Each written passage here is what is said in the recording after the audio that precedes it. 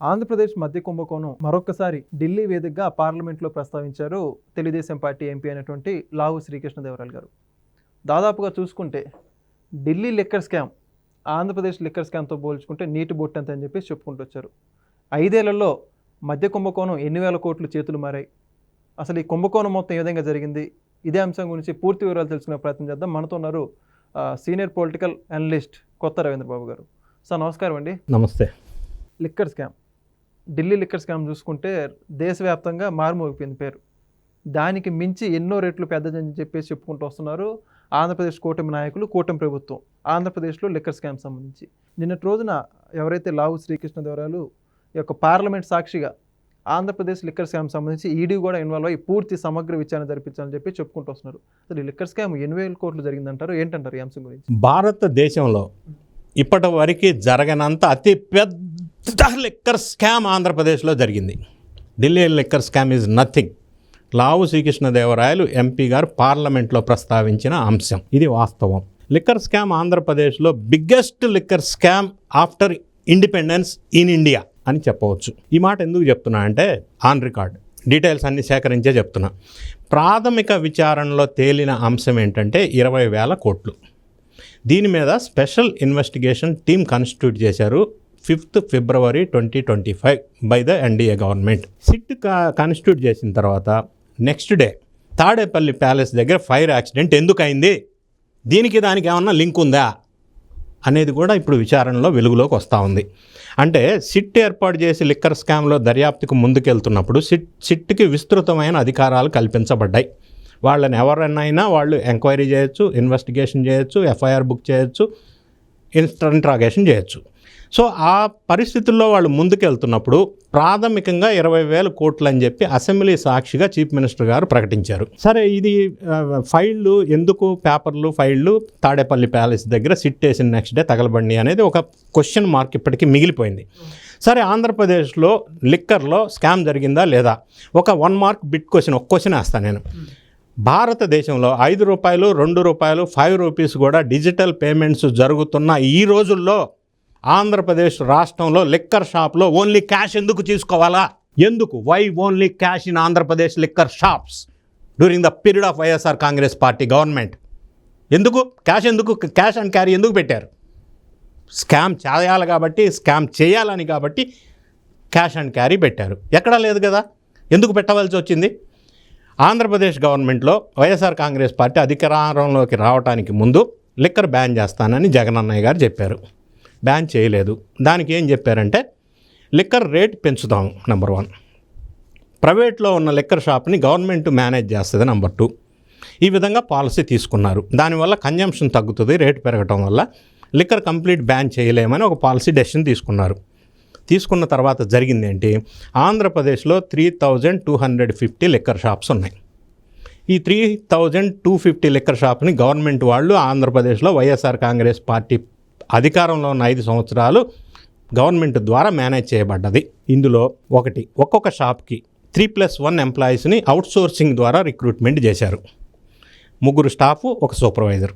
స్టాఫ్కి 15,000 per month salary, సూపర్వైజర్కి 17,000 per month salary. ఇంత వేల మంది షాప్స్లో ఒక్కొక్క షాప్కి 4,000 అంటే వీళ్ళు ఏం చేశారంటే, పాయింట్ నెంబర్ 1, 3+1 చాలా షాపుల్లో రిక్రూట్ చేసినట్టు రికార్డు చూపించారు. ఈ అమౌంట్ పేమెంట్ సరిగా జరగల, ఇచ్చినట్టు రికార్డు చూపించారు నెంబర్ 2. నెంబర్ 3, వీళ్ళకి ఎంప్లాయీస్కి per month per head 2,000 rupees towards ESI PF deduction కింద కట్ చేశారు. అది పిఎఫ్కి పే చేయలేదు, ఈఎస్ఐకి పే చేయలేదు. నెంబర్ 4, ఈ అవుట్సోర్సింగ్ ఏజెన్సీ రెడ్డి ఎంటర్ప్రైజెస్ అనే ఒక సంస్థ ద్వారా ఆంజనేయ వరప్రసాద్ ఆయనకి కాంట్రాక్ట్ ఇచ్చారు 2020 బై రిలీజింగ్ జీవో నంబర్ 151.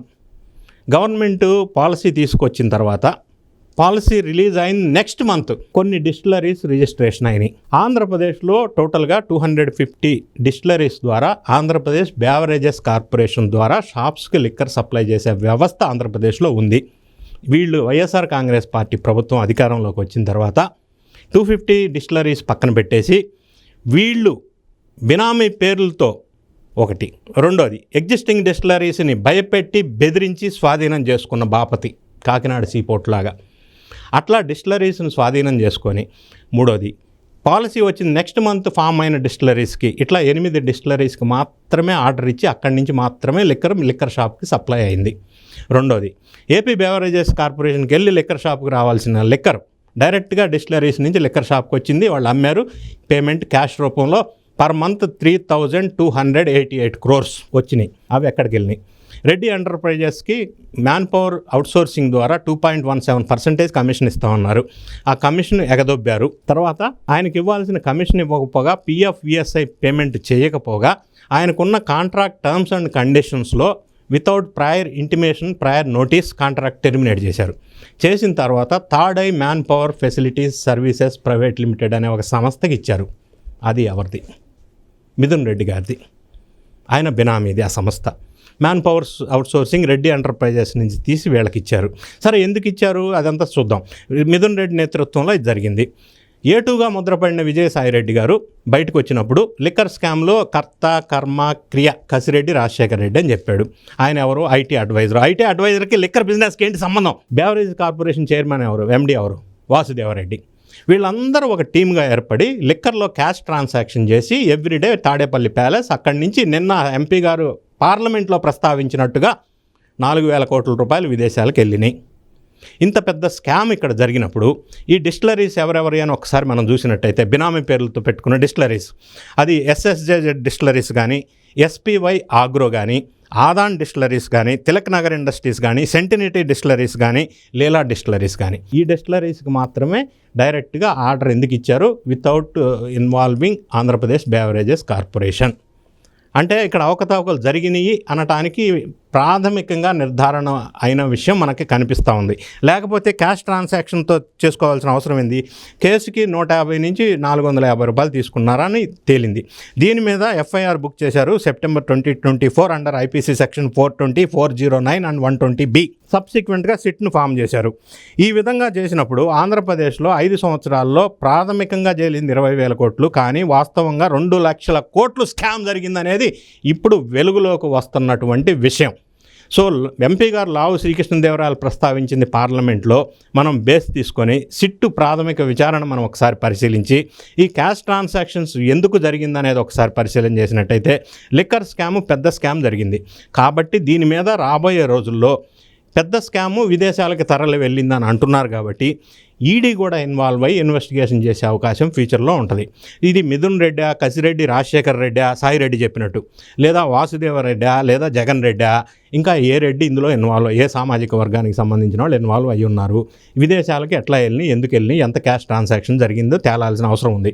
మూడోది, ఈ పిచ్చి లిక్కరు, క్వాలిటీ లేని లిక్కర్ సప్లై చేయడం వల్ల ఆ పీరియడ్లో ఆంధ్రప్రదేశ్లో 32 మంది చనిపోయారు లివర్ జబ్బు చేసి. మరి దానికి బాధ్యత ఎవరు వహించాలి? Who will take the responsibility? ఆ చచ్చిపోయిన వాళ్ళకి బాధ్యత ఎవరు? పిచ్చి లిక్కర్ సప్లై చేసినందుకు కదా చనిపోయింది. అంటే నీకు ఇష్టమైన వాళ్ళ డిస్టిలరీకి ఆర్డర్ ఇచ్చి అక్కడి నుంచి తీసుకొని సప్లై చేసి షాపుల్లో క్యాష్ రూపంలో ట్రాన్సాక్షన్ చేసి తాడేపల్లి ప్యాలెస్ కట్టలు పంపిస్తారా? ఇది పెద్ద స్కామ్ కాదా? ఈ ఒక్క విషయం చాలు కదా మనకు ఎంత పెద్ద స్కామ్ జరిగిందో అని తెలియటానికి. సో ఇది భారీగా 2 లక్షల కోట్ల వరకు స్కామ్ జరిగిందనే చెప్పేది ఇప్పుడిప్పుడే వెలుగులోకి వస్తున్నటువంటి ప్రాథమిక సమాచారం మనకు తెలియవస్తూ ఉంది. సో ఇంత పెద్ద స్కామ్లో మిథున్ రెడ్డి ఒక్కడే ఇన్వాల్వ్ అయ్యి ఉంటాడా తెలియదు, కానీ మిథున్ రెడ్డి కోర్టుకి వెళ్ళి ముందస్తు బెయిల్కి ఎందుకు అప్లై చేశాడు?